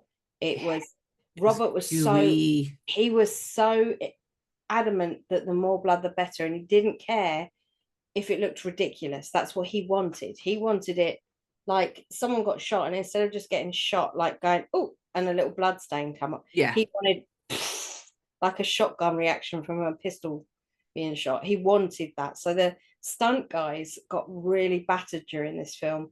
They were wearing squib packs. Now, if you know what squibs are, they are little packs of blood that are packed with a little bit of explosive, and they have timers in them as well. So they'll be wearing these special chest pieces with the squibs on, and then you'll have a special effects guy that stands behind that times that has like a board, Mhm. depending on how many they have to do, and they then knock the timers and the squibs explode. So these guys were coming away at the end of each day, and they ended up having little black bruises all over their chests where the squibs were so large because they needed more explosive, because Robert There's a- wanted bigger bangs, and they were coming away with like horrific bruises on their body. But none of them complained about it because they said they had so much fun making this yeah, movie. because And it looked brilliant. The effect of the effects and the makeup in this movie is disgustingly good. Like, it made me, like, I was eating a Boost while I yeah, was watching. I was like, okay, I don't want that now. Do you know what it reminded me of, actually? Colors, consistency, gooiness, brain dead. right, 100%. Now, do you know how there's a scene, right, where Josh Brolin's talking to his mate who's been fishing. Yeah. And his mate who's been fishing has a funny mark on his arm, and he's like, he either got bit or something happened. So he sits down and he starts Even looking that at it, even that going, made us "Oh, feel funny. he's like, oh, this doesn't look too good. I've got to check if it's contagious. And he's trying to take swabs of it. And then you've got his mate sat behind on the Google trying to find out what things it could be. Try to look for him. I think he's a stand-up. I'm sure he's a stand-up comedian. I'm sure of it. And they bring up pictures of like horrific cases of like sexually transmitted diseases, and you see this one, and wow, you don't expect to be seeing what you're seeing. But the guy then just goes, he pokes his tongue out for some reason all of a sudden, and you see this like ulcerated tongue. Now, Greg Nicotero said how he did this, and I absolutely love this. It is simple, but you don't even think it would exist. So he cast a silicone tongue with all the ulcers on, but he cut holes out here and there, so there was holes in the tongue. And what he did was he made that gooey crap that is the pustulous, whatever it is. Yeah. But he put it in cling film, tied the like balled up the cling film, stuck it in the tongue so they oozed out of the hole, so that when Josh Brolin squeezed it, that's why it exploded in his face, because it was cling film. So good. Oh my gosh. So simple. Well, this is it. Sometimes with makeup, you don't have to. You can be Jack Pierce and you can stick the fur to the face. Yeah. Do you know what I mean? You don't have to be too over elaborate as long as the end result works. Yeah. And it did, because that squeeze. When it got him in the eye on the glasses. I'm just glad his glasses came down. I was like, I changed my lipstick up this week. Normally I wear my favorite Kat Von D one. But this week I was like, I need to go a little bit more cherry. And can you remember when I got a bright red one and I said it numbed my lips? It's that one. So for the last hour, I have been trying to keep my saliva in my mouth because my bottom lip is so numb. Brilliant. And it was all because I was like, I need something to, it's Cherry Darling. That's where I thought you were going with it. I've got to be fair. Yeah. Did you know who they'd originally cast instead of Rose McGowan as Cherry Darling? I want you to hold on to your butt for this one. What is held? Lindsay Lohan. Shut the fuck up. Honest to God, Lindsay Lohan was originally in talks to play Cherry Darling. Where are we? Where are we in Lindsay's life when this comes out? 2007. So we're probably we're in a bad time. We're talking alcohol, drugs, Paris Hilton, car, tree. I think we're in that phase. I think we're there.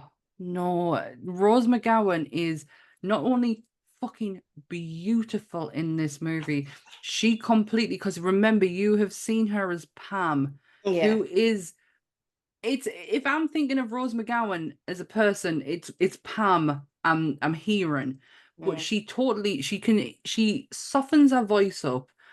She's fucking, it's the scene where they've had the accident.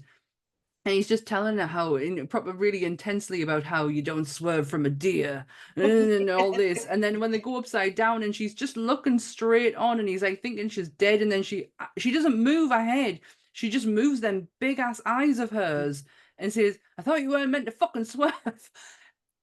She just delivers that so differently to how I would imagine atypical Tatum or Pam to deliver it. Yeah. I thought she was so brilliant in this movie. She fucking makes this film. That is where I have had, if you've ever seen any of the posts I've posted over the many, many years I've been going, I do occasionally say things like useless talent number 473. Yeah. And that is where that come from. And it has stuck with me ever since I've seen that film. And it's one of those things where she knows what she's good at. She knows what she's bad at. She's at peace with it. She's not happy about it. She's never content. No. Because it's just when you meet her, she's a go-go dancer. Correct. It's go-go, not cry. One of my favorite lines. But when El Rey meets, do you know what? When I first watched Planet Terror, I hadn't watched 6 Feet Under yet, so I was like, oh my gosh, El Rey is so fucking cool. And then I get to meet Freddie in 6 Feet Under, and Never he seen is it. so different. He's a little nerd in it, and I'm like, El Rey, what happened? But yeah, when she meets El Rey, she's then going to go and be a stand-up comedian, and then later on in the movie, she was running off to be a doctor. She's never content with who she is, but she gathers up all this useless things that one moment something I have never picked up before in this movie is when her and Dakota are talking, and she says useless talent number something. Oh no, that's it. When she does the crab, she goes, "You're a doctor, well, I can do this." And she does the crab, and she goes, "It's one of my useless talents." And she says, "Well, all your useless talents you will use them at some point." And when the final fight scene, she uses every single one of them, and I Yeah. fucking love it. They Living for it. the gist of this film is it opens and you see a, a British scientist and Oh, Bruce Willis, and they're chatting about this gas, aren't they? That yeah. they were all exposed. All these soldiers were exposed to this gas when they were at war, and they need it to regulate themselves, because if they breathe in oxygen, they become these infected, pustulated people, or it's the other way around. Because this is the bit I can't get my head around. Is it the fact that they need to breathe that stuff so they don't become the infected, or they need to breathe clean air, otherwise they're infected? Because it makes no sense why they're carrying No, those breathers they around. they are infected. From how I took it, they are infected. What they are inhaling slows the process down, so Right. they don't fully. Because if you notice, they can still take the mask off, and for a Yeah. few minutes they are fine. Yeah. It's then they start to. I mean, Bruce Willis really changed very quickly into what he did. Yeah. But you do see with when you get Tarantino on, his process takes a little. It's a little bit longer, but Yeah. when he puts that back on again, it's like it suppresses it Yeah. and then slows it down or stops Yeah. it completely. That's the impression I got from it anyway. Yeah. Because the British scientist guy, Avi, I think I can't. Avi. Yeah, he collects testicles, of course. Why not? Um, That was and so weird. there's this whole deal gone awry. Basically, Abby's taken Bruce Willis to meet this guy. They've got one of the infected in a cage. The cage is burst open, and then you've got the gas that's being stored in these weird units to one side. There was Um, there was 3 specimens that went missing. yeah, He's like, you and didn't so just lose one, you yeah, lost all 3. yeah. So you've got 3 infected roaming around, which explains how the fisherman gets bitten. Mm-hmm. Um, that's Josh Brolin's patient. Yeah. Then yeah, they're having that conversation, and then something happens, and they're forced to the gas gets shot, doesn't it? The canisters get shot, and the gas gets Yeah, and the gas yeah, gets put into the air, and then, I mean, the opening of the movie is Rose McGowan doing that amazing fucking go-go dance. That is yeah. absolutely, absolutely unreal. Literally, Robert just said dance. Mm. So everything that you see, it's not choreographed. She did all that stuff. But she's a germaphobe, so she had them completely clean that pole from top I to bottom. I would have had it absolutely. That pole would have been riddled with something. Yeah. So Well, I totally get it. the guy who played Skip, who was the guy who owns the go-go Oh, place, was it's go actually go, not cry cry. he's Robert Rodriguez's estate agent. Fuck off. He looked like Honestly, something. He looked like something out of King of the Hill. yeah, I thought it was Boomhauer. Yeah.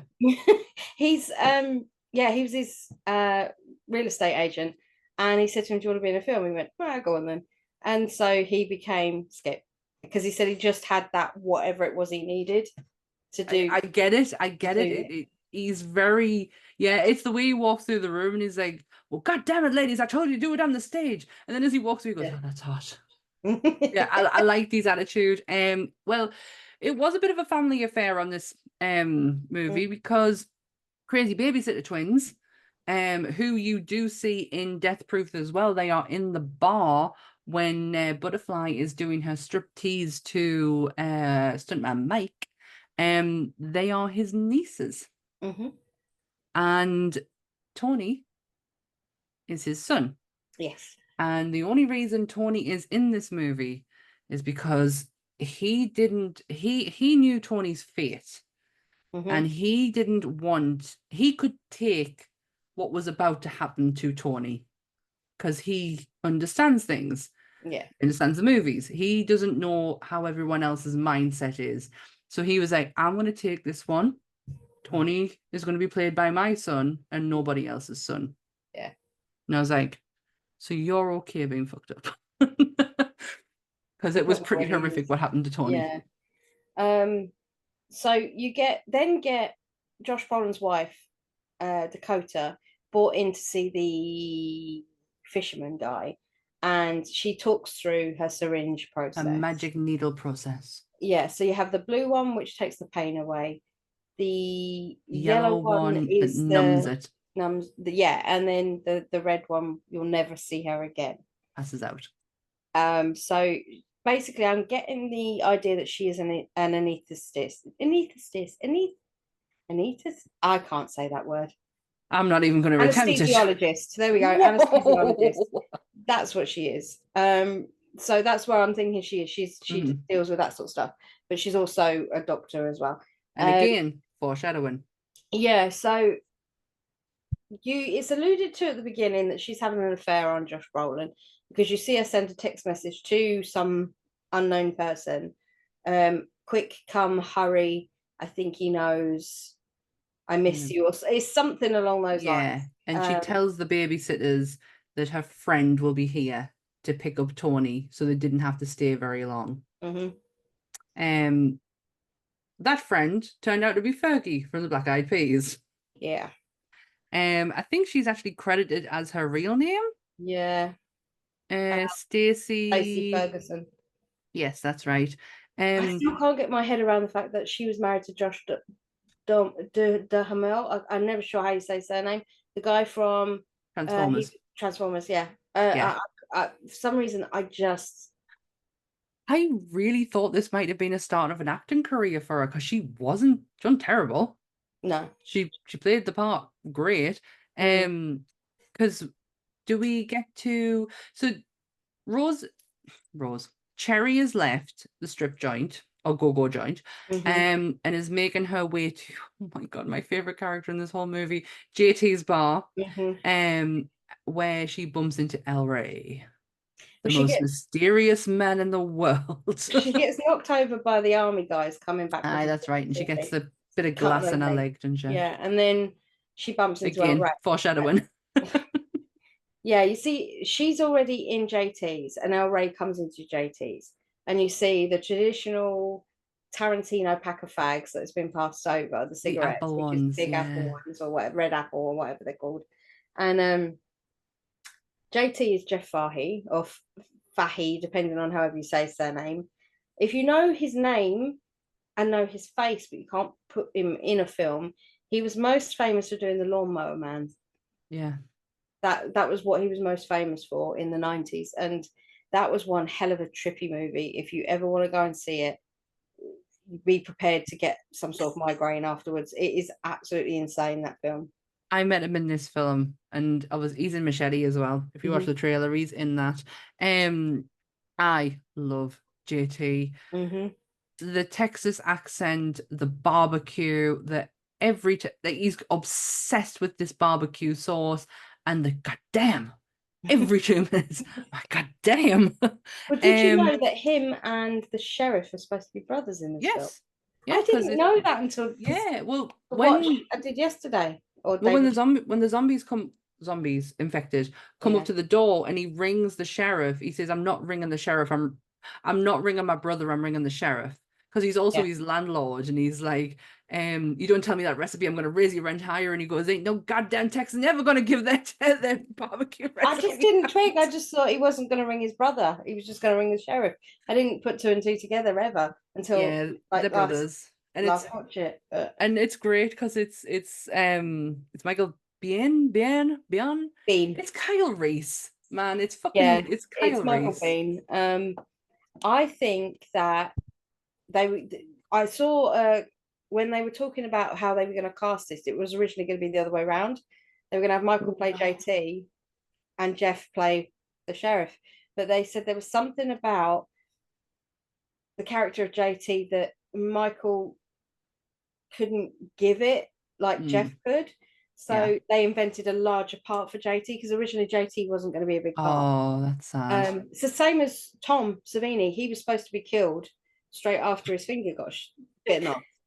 But he stays in it for a lot longer because he needed to be there. We'll get there in a second. We're just gonna jump. I'm gonna jump all over the place. I'm getting way too excited because I think this film is very, very hard to stay linear with anyway because it is a chaotic movie. There's a lot going on. You go from a 0 to 100 so quickly, and then all of a sudden it'll back down to a 4, and then it'll go to 60. It's very. It's all over the place, but in a spectacular fashion, like not in a terrible fashion. But when you've got Cherry and El Rey sitting in the bar face to face, you find out that they've had a relationship because he says, "You've got my jacket." And she's like, "Yeah, I've got your fucking..." How many times did Cherry swear in this movie? "Yeah, I've got your jacket." And he went, "I looked for it for 2 weeks." And she was like, "Yeah, how long did you look for me for?" And then conversation ends. And he goes, "Did you ever..." She goes, "I'm going to be a stand-up comedian." He's like, "Why? You're not funny." I keep saying that, but everybody keeps telling me I am. I don't know if she's being sarcastic there or being genuine. She's so deadpan. It's very, very hard to grasp where you are with her. Like, is she just completely honest all of the time? Yeah. Or is she actually funny? And this is her trying to be fun? I don't know. I don't know, but I still live for it. I still love it. So we leave them at the bar, and do we go back to the hospital at this point? We do, and this is where Josh has gathered the information because he's asking her for a phone, and she won't give him the phone. No, it's because Fergie is being attacked and being brought into the hospital, and when he sees her, he recognizes her, and he goes to give the news to Dakota. "Your friend's dead. I thought you weren't seeing her anymore. Give me your fucking phone." That's it. What was Dakota thinking was going to happen by putting her hands up in the air? Defensive. I don't understand why she defended her face. I don't know. I think it's just one of those things that it's to get them to the point of where he did what he did to make the story happen, And it was brilliant. Numbed her hands. He uses the blue one on her hands, but it isn't just like a pop and like put the injection in. It's a pop, pop, pop, pop, pop on both hands. So she using her hands she renders her hands completely useless. Yeah. And there is this bit, he checks her phone with his, because you can link. In the olden days, you used to be able to do that shit. You could. And he linked the phone and he read the email message, and he was just like, "Oh, I'm going to get you." And then he gets called away by the doctor, or he could hear a noise, or there's something that happens that puts him off. Someone comes in and chats to him. It's the orderly goes, "You need to see this." And then when he turns around, the dead bodies are like, they're gone, and there's like a trail of blood outside, and he locks her in the cupboard. Now, he's used the blue ones on, which we know takes away the pain. The yellow one he used which we know is numbed. Her hands are like this. I love the use of her hands and how she got used to it very quickly. And her brain went practical. Yeah, practical. She knew she had to.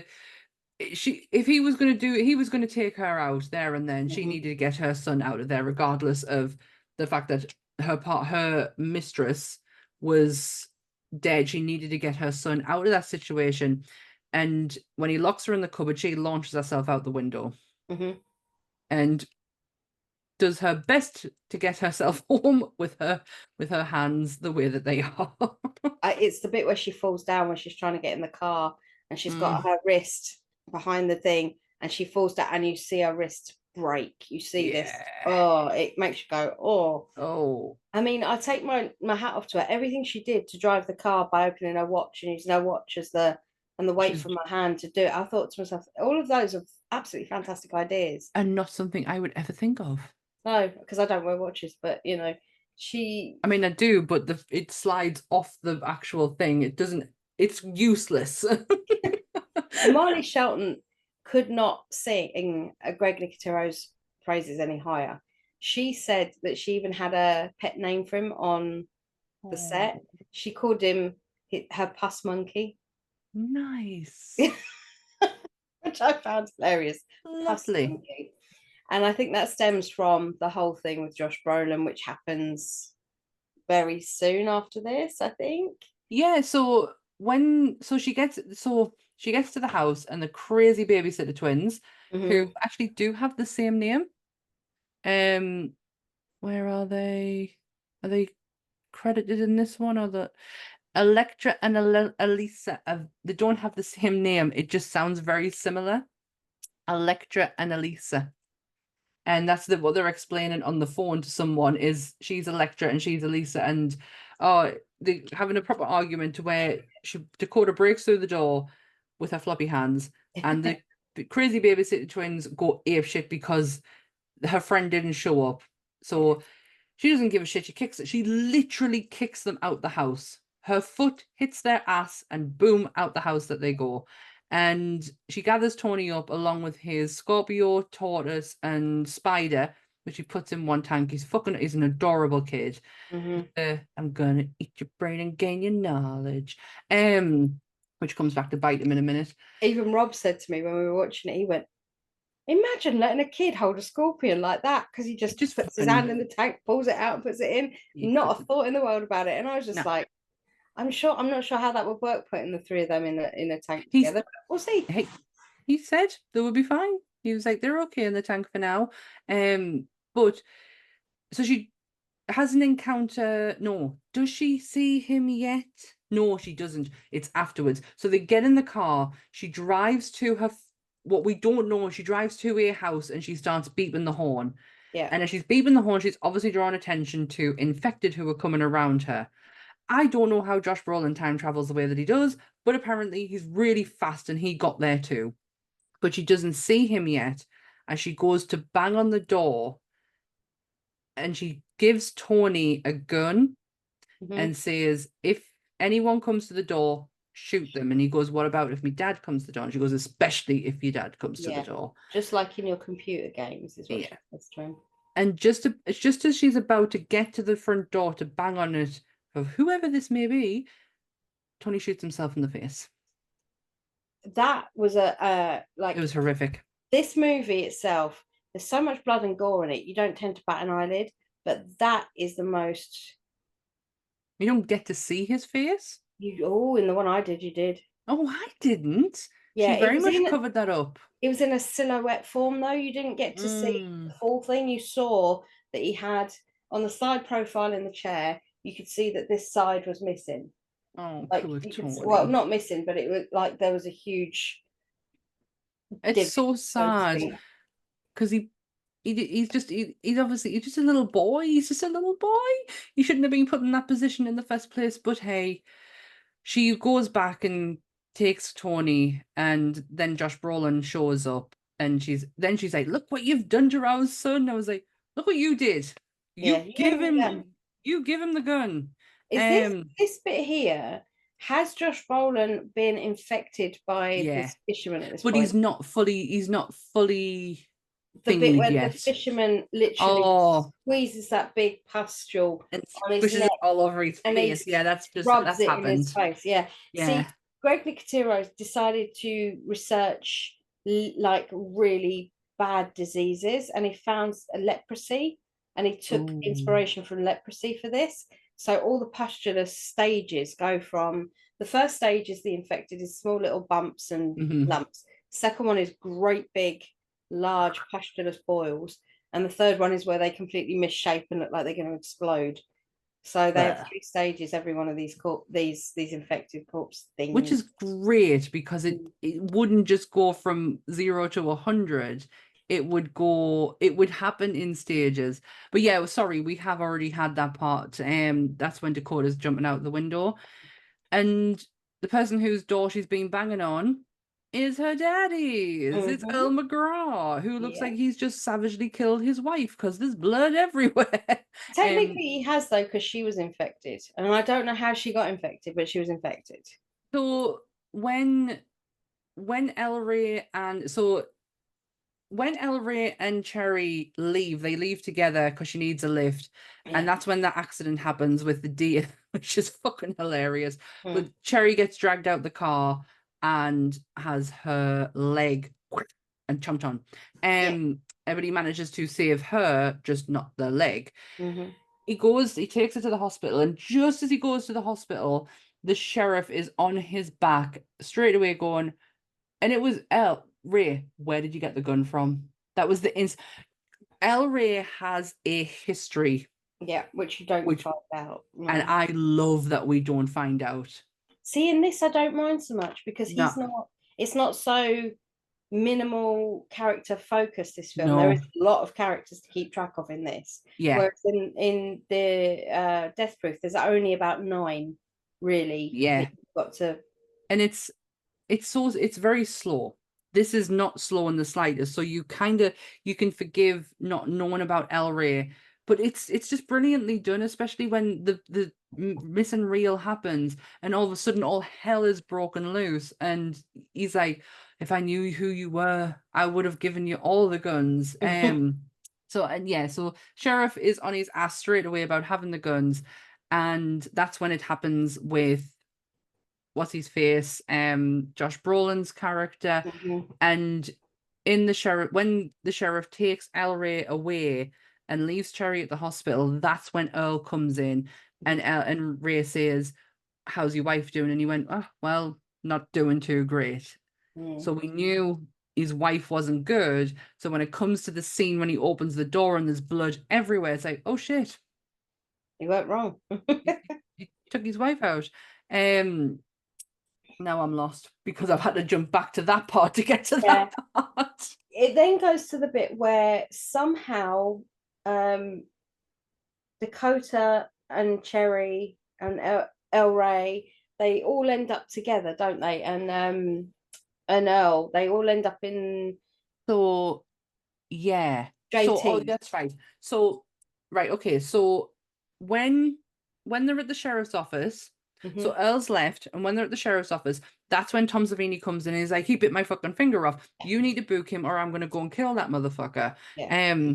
Personally, I would have killed him for touching my finger. Like, he took that with great ease. And that's when the infected start coming in.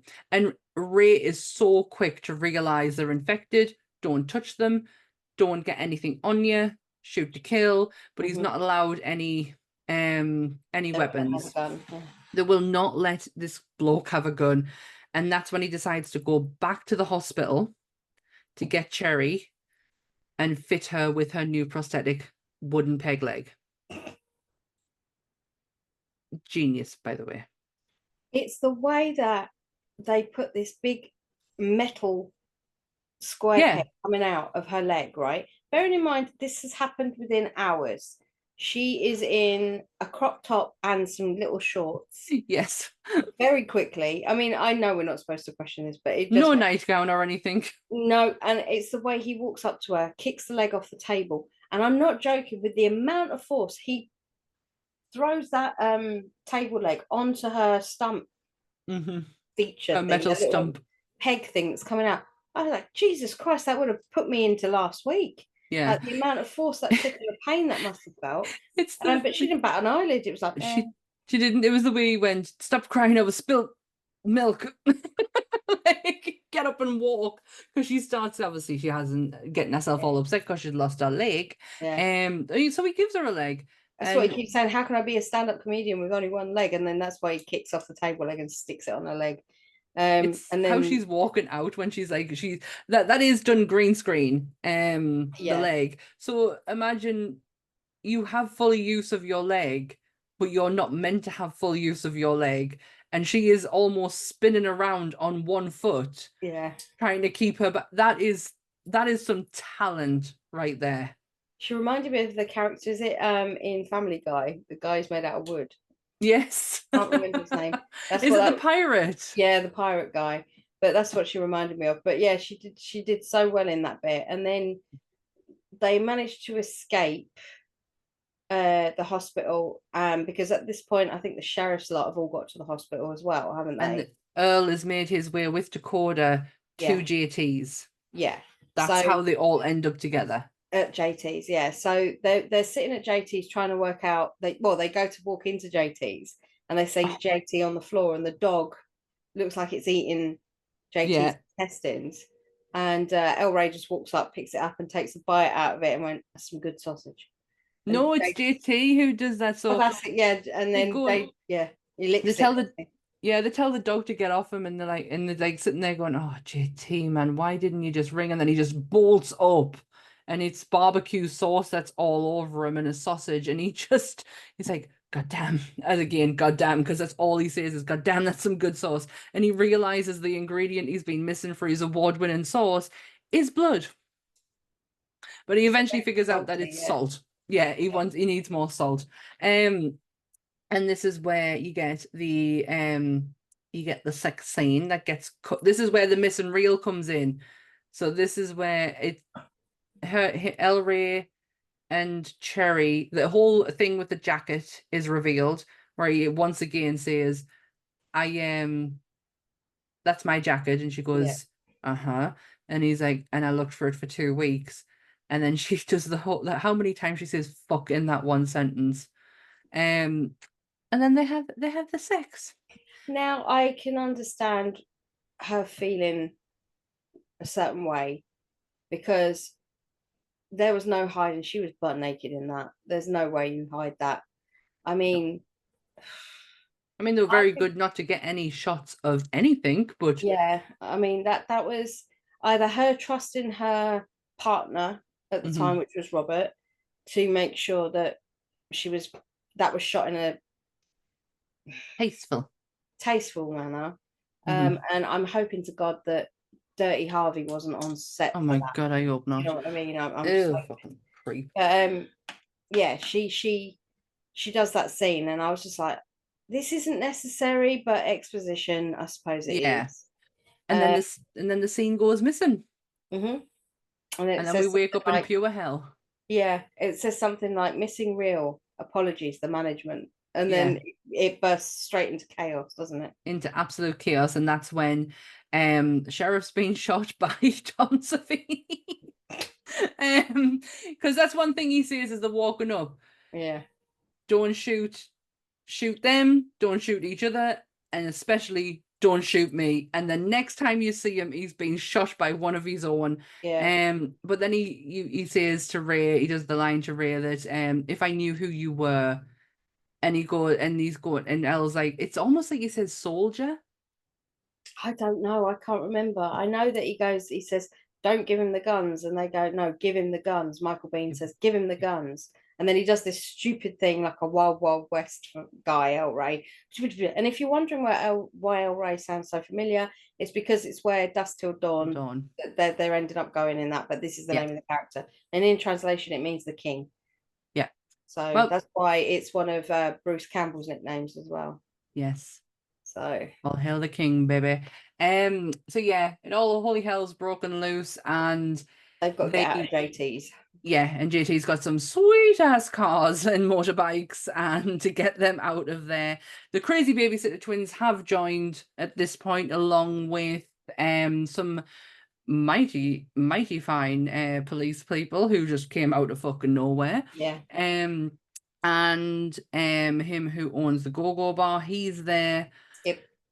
Skip, and they all end up getting into JT's fancy S cars. And how do they? Oh, that's right. So they get in the cars, and they do meet a lot of infected along the way, and then they hit the bridge. Yeah. And it's not the infected, it's Bruce Willis. Yeah, there's a big load of infected, and basically they think they're fucked because they haven't got a lot of ammunition to get through these people. Then all of a sudden they all start going down left, right, and center, and you've got all the military guys behind. So basically, the military guys then take these back to the camp, and this is where absolute nonsense takes place. Yep. Now I think it's here where, in a very, very quick turn of events, El Rey fashions the infamous gun leg for Cherry Darling. In minutes, may I add, he make this adaptable for her leg? Minutes. It is in this bit, but it is after. So they go into, they all get arrested, kind of, or they're put into quarantine, as they're being told. And this is where Cherry Darling, and I love that name as well, Cherry Darling and Dakota get taken away by Quentin Tarantino, who looks like an absolute slime ball. Oh, and he is. And then they don't hatch up a plan, but it's JT. You can tell what he's starting to do. He's like losing his mind to then where he ends up taking the guard's gun, but in the interim, he actually gets shot. So JT shot, his brother's shot, and Ray and Avi managed to get, because Avi is in there, when they get into quarantine, and that's when they leave to go and find Bruce Willis, because they've given El Rey the guns. He manages to get them out because he does his Wild West thing. All the guns. And then they get out, and they've got to work their way out of the compound, so to speak. So Bruce Willis has done his speech and explained the fact that they are war veterans. They are war veterans, and they were targeting. They were the ones who were targeted to kill Bin Laden. Yeah. Bruce Willis. I can't read that. He was not dead at this point, was he? No. I was thinking last night, I was like, when did this come out? When did it can't have been. I don't think so, because this was 2007. Can't have been. But it was just the way that he said, so you're the man that killed Bin Laden. And he says something along the lines of, I'm the man you never knew killed Bin Laden. Yeah. It's something like that, yeah. That's right. And then they got exposed to the gas, and then it's a whole big thing to the point where he's had his gas off. It's actually his tank has run out, and he turns into this big giant blobus of a person, and El Rey takes him out, gone. Cherry Darling and Dakota are getting... Yeah, now this scene is quite interesting with Quentin. Quentin's being very uncomfortable in the lift. His character name is Rapist Number 1. Yeah, I saw that in my cast list. And so you know where you're going with this one. It's very, very self-explanatory. It's really shit though, because the guy who's with him is tagged as Rapist Number 2, and he didn't do anything. He doesn't do anything, no. Look. And then he's just been making it very uncomfortable. He stops the lift, and he says to Cherry Darling, you just give me the stink eye kind of thing, you know. It's awful. It's a bully tactic. Yeah, and then he gets them into this room, and this is where Greg Nicotero and his special effects come into play like no other. This scene is Quentin Tarantino holding a bag of goo in front of his body. And it's it's got holes in the bottom of the bag. And as he's walking along, it looks like his testicles and his intestines are all just melting in his body. That's what you want, really, isn't it, from this kind of person? The shot is through the middle of his legs. So, and like you see his underwear and his trousers, but then he's just still this like... and he's like, I'll make do. Yeah, with what? And the next scene is a puppet, a large animatronic puppet they made. There's when he's about to explode, there's this bit where he has all this goo coming out of his mouth, and basically it's a green screen guy operating this puppet behind him, and it is absolutely fascinating. There is a 15-minute video on YouTube called The Makeup of Planet Terror, and it's 15 minutes of Greg talking about how he did various scenes in this. And that one, they go into detail a lot about how they did that scene, but it's absolutely fascinating. And the fact that Quentin Tarantino gets kicked, if I'm right, into the lift shaft, or no, through into that other part of the base, doesn't he? Yeah, and the door's open, and you realise there's a whole nother thing going on, like research lab behind them.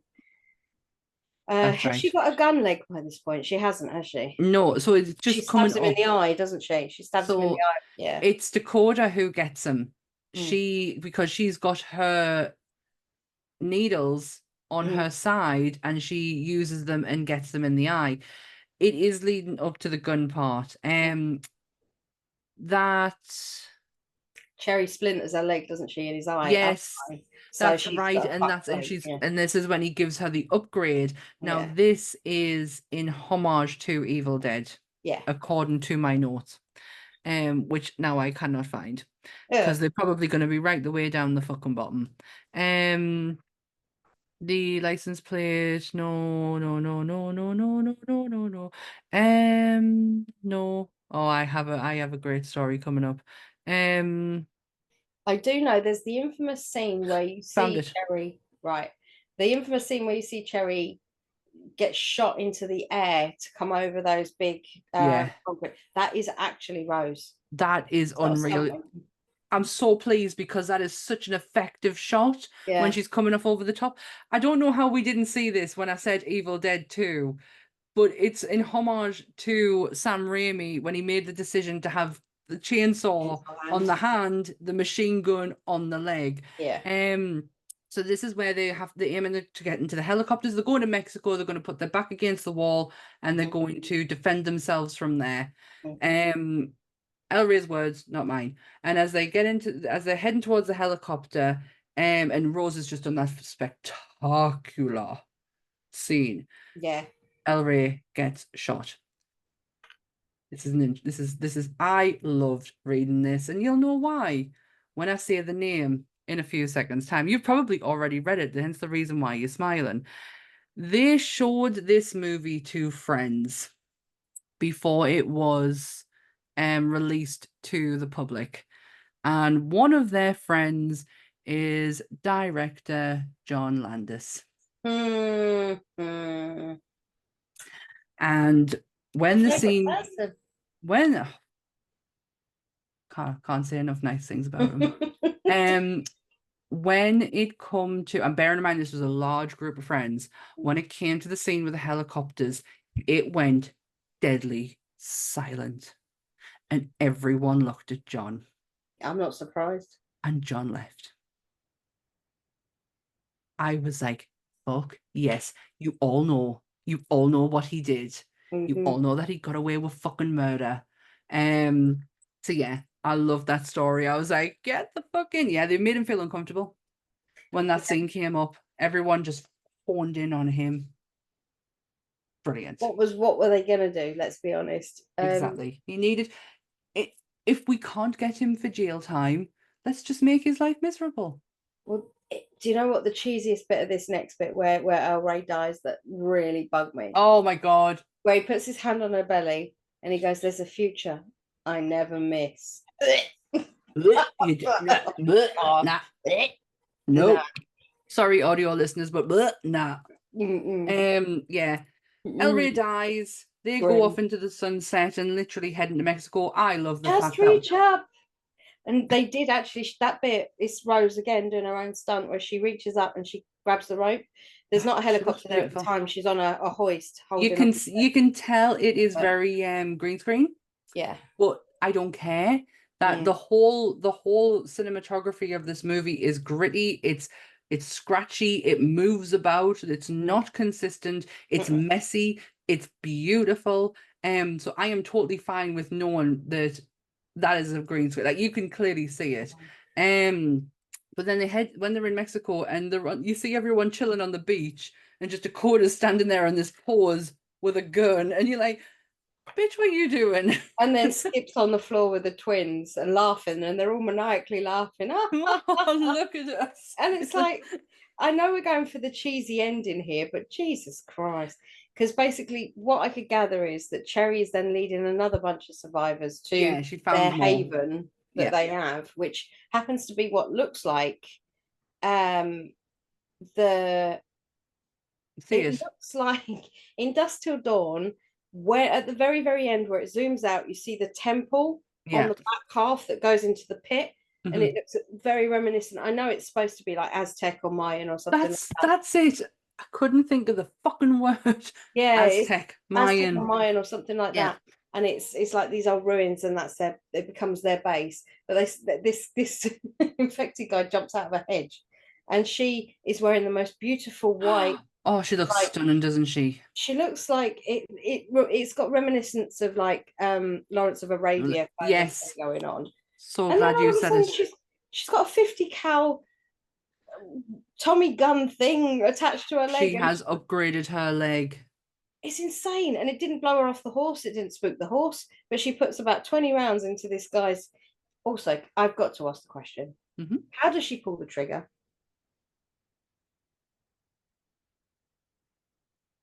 Crickets.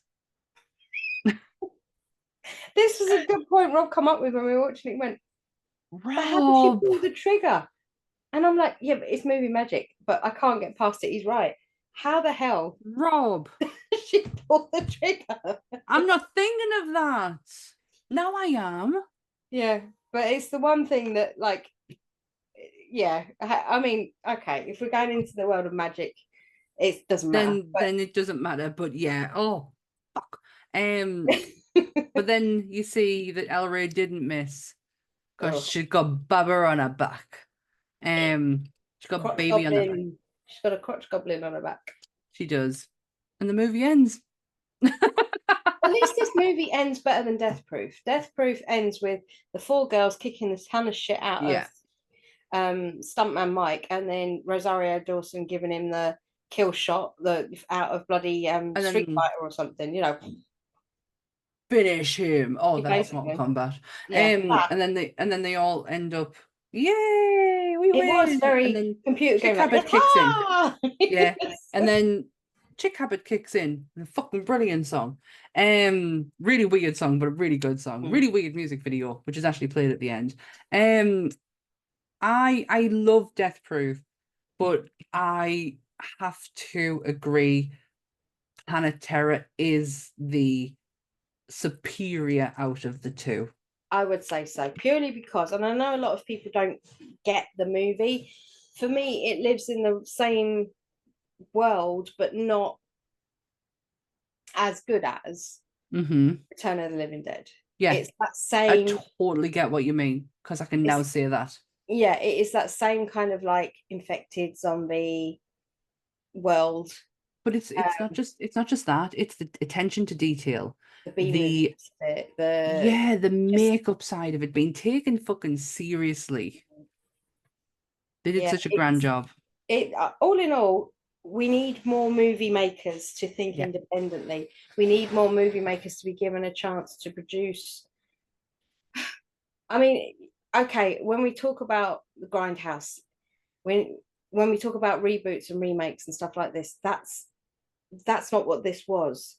This was taking a genre and making their own versions of it, but still trying to keep the essence of it rooted in the 70s or rooted in wherever they felt that belonged. And I think if it wasn't Tarantino and Rodriguez, I don't think we'd have. I don't think it would have worked. It wouldn't have worked, I don't think. I think these two have such a love for what they do. It's like 2 teenagers constantly turning up to a job that they love every day, and thankfully these 2 people have created a legacy of movies that, since Pulp Fiction came out in 94, 96, around that time, we're talking 30 years since Pulp Fiction came out, roughly. Stop giving numbers out. We have to be thankful for Tarantino. We have to be thankful for the way that man tells a story. Massively. For the way that man, I mean, okay, Reservoir Dogs was prior to Pulp Fiction, but out of the 2, I think majority of people would know Pulp Fiction more than Reservoir Dogs, depending on who you are, when you were brought up. But Pulp Fiction is really what put Tarantino on the map. Oh yeah. I would dare say that Reservoir Dogs is still bordering on the lines of indie. It's not quite studio yet. Whereas Pulp Fiction, you can tell there's some cash, there's some backing behind it. I don't feel like that with Reservoir Dogs. I mean, you can say I'm wrong. The cast list wasn't quite there. I mean, you're talking Tim Roth, you're talking Steve Buscemi, you're talking Michael Chris Madsen, Brown, Michael Madsen, Harvey Keitel. There was just so many people in that film that at the time were not blockbuster stars. That's for sure. Wow, this was one of Tim Roth's first films. You know, big I say blockbuster, but Hollywood films. Yeah. And then obviously Tarantino, being who he is, being very much like the Neil Marshalls of the world, where they like to use the same same actors to play different characters, because they know how these people work, so they don't have to induct them into their process consistently. You see these not these characters, but these actors appear again in Pulp Fiction. Well, that's right. Little bit of side trivia for you is that Michael Madsen was meant to play the John Travolta role, but because of circumstances, he couldn't, so he recommended, he said, listen, my friend, he needs this. He needs this. Give him a chance. And it was John Travolta. So Tarantino, in homage to that decision, made John Travolta's character brother to Michael Madsen's character in Reservoir Dogs. How fucking to think like that. I love it. I am a huge Tarantino fan, and the only movie that I can't get away with is Hateful Eight, and it's just because how heavy dialogue it is for Tarantino. He really took it to the 9th degree with that. I love Django. Kill Bills will still be my favorite. I have such a soft spot for Death Proof, but like I said earlier, it's not a patch on Planet Terror. Not a patch, and I am spent. Also, yes. Sorry, it's been a long one. It's just with it being 2 movies. Hey, you got what you got. You got more bang for your buck. Exactly. Next week's gonna be even worse. we'll try. We'll try our best, sis. Oh, next week's going to be very interesting for all of you. I would say monster fans. Yes, 100% character, actor, monster / wowie. Yeah, we are delving into man behind the makeup. Yeah, movie / Man movie behind the makeup. Yeah, I'd say. Yeah, man behind the makeup. Please say his name, because in the past I have said his name wrong. A certain Mr. Doug Jones. Yes. It is going to be jam-packed because this man has done it all. He's been a busy fella. He has. And it means that we get to delve into so many different movies and monster movies and the characters, because he's Billy Butcherson. So he's not just he's a human monster too. Like, there's so much. He's Abe Sapien. Oh, he's the creature. The gentleman. He's the pale fauno. He's the pale man, the fauno. He's the crimson, all the ghosts in Crimson Peak Legion. He's the guy's back catalogue is absolutely insane, and I'm really excited about this one. Me too. It was a good Dan choice. You're welcome. Thank you. Also, I wanted to say a big thank you quickly to everybody who has watched the Wolf Creek and the Fright Night episodes, because my god, they have gone insane. If you could do the same for the Return of the Living Dead, would be very grateful. It's absolutely insane. When we're on, this will be our 59th episode. Wow. Going out tonight, and in doing that, when you've totaled up roughly all the views that we've had since we started, we're well over 6,000 views on our videos, and we've only got 59, well, as of today, 58 until today's goes out, 58 videos. So I wanted to say thank you very much to all you people that actually log on and watch this. I can't say as for listening numbers, but I am very grateful, and I know that they're a lot higher on the listening than they are on the views, but I do appreciate it. I am the person who puts the audio up and fails to tell Dan the figures every time. So my apologies, but yeah, Dan's so right. Thank you. It's lovely. It doesn't feel like hard work when you're having this much fun. Like, I don't know, I just think our choices over this year, it's not how I expected it to go. I don't know how I was expecting it to go, but it's just gone in such a way that I am loving it. Yeah. I'm enjoying it. Yeah, very much so. I like every now and again when we have one, the way we've been doing the double features, not so much this, but the reboot versus the remake versus the whole original thing, that's been going down really well. And it's just been really nice to pick films that we want to talk about, or you've not seen and I want to introduce you to, and things like that, you know. So it's been fun. Like, I think it genuinely has. We're not making this up. No, I go back to the Blob.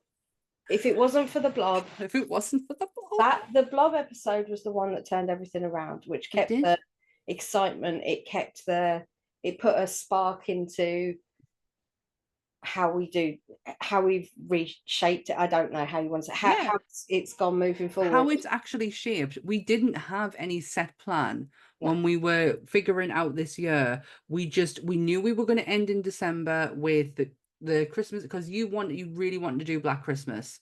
And I was like, well, if you're going to do that, I'm going to chuck Krampus in there and all, and then we'll end it for the year. But when we came back, we were like, we'll start on a Universal monster. That's how we started the whole podcast, and Dracula hadn't been done. And then I don't even know how the Blob came into a conversation. I genuinely don't know how it did. I just think we were trying to look for something so different Mm-hmm. than what we had been doing, but we wanted to do like a random movie. And I think we sat there, and it was like, maybe the Stuff, and we'd done The Thing, and we were just going through like a list of movies that were older. Yeah. And then we went back a bit further and was like, Steve McQueen, The Blob, cool. And then we both sat there and went, I'm sure there was a remake at some point, but I don't remember when. I remember you saying that. I remember you going, I'm sure there's a remake in the 80s. And then you Googled it and you were like, there is. Don't judge the cover. Yeah. And then we literally both got into it. And I was flabbergasted that Shawnee Smith was in it, and still am to this day. So I'm going to admit this because I don't think anyone from my work watches this, but I had this on at work. I was glued. But I didn't expect anything. I wasn't bothered about watching it. I had no intention. I was like, right, let's get this over with. If it's anything like what I've just fucking watched with the first one, let's just get this over with. And I think I texted Dan about an hour before we went on and went, fuck. Shit. And it honestly, I know we harp on about it, but I don't think he's appreciate that really. That's give us some structure, because up until that point, we really didn't have any. Thank you, Frank Darabont. That's all I have to say on the matter. Thank you for that. Well, it's been a fun episode. We are on YouTube every Monday at 8 o'clock. The audio for this episode and all other episodes goes up on a Tuesday. If you can, like, share, and subscribe on the YouTube channel and hit the notification bell, because you'll never miss an episode. You can actually hit the notification bell on individual episodes. So when Ours Goes, it was a premiere, you can actually see the premiere on there, and there's a notification saying notify me. Press it. You'll be told. And the links for Bleeding Marvelous, Nerdy Up North, and Monsters Up North are where, Dan? They're down there. Audio listeners can't see, but Dan still has pretty. Dan always has pretty nails. She'll get her nails done.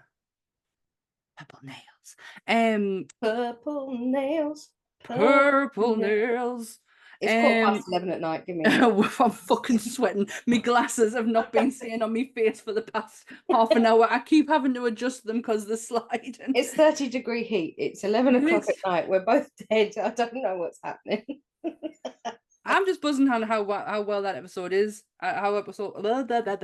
Exactly that. What I was going to say is I'm so happy on how well that episode went, because I managed to speak properly all the way through it. And then I go and do that. Well, if there is nothing else left to say goodbye, Dan. Bye, Dan. Stay spooky, everyone. Bye.